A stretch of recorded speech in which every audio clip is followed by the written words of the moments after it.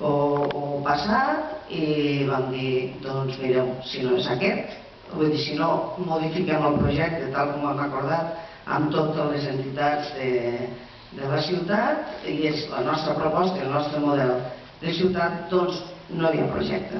I fins avui, doncs així es va acabar.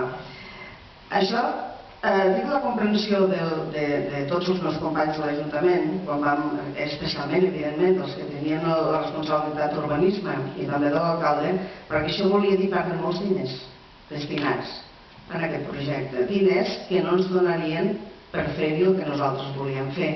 I això ens ha obligat durant aquests anys de fer petits projectes. Però el que nosaltres volíem fer és una cosa semblant a la Sabinosa, el que vam fer allà, és a dir, ordenar i fer que la platja continués sent el que era, una platja natural dins d'un ordre, que és el que hem de fer, perquè tots sabem que s'han de fer moltes coses, se n'han fet aquests anys. Aquest any tenim dos petits projectes, un el farem ara i l'altre el farem quan ja passi l'estiu, d'arranjament d'espais, també d'un clavegueram, que de tant en tant hi ha problemes.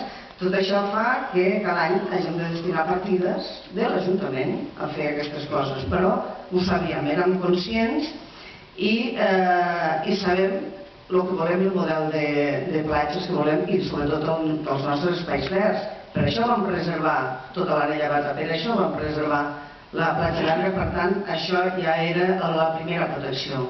Ara per ara no es pot fer res en aquell indret gràcies a la protecció del pou vigent en aquest moment.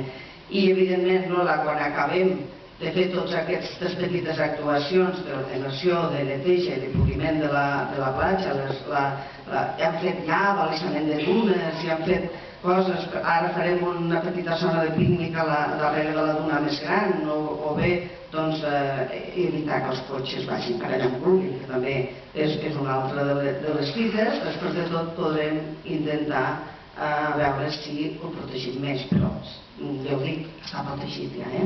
Bé, gràcies Ariadna perquè ens deixes el testimoni, molta sort, que tinguis èxit en el futur, però que també venguis aquest, perquè escolta, això també és important, perquè quan un artista fa una obra no la fa perquè li diguin que és bona, que ho serà, sinó també perquè li ha de treure el rendiment econòmic que es mereix. Per tant, gràcies a tots vosaltres, no ens entretenim més i anem a veure el documental.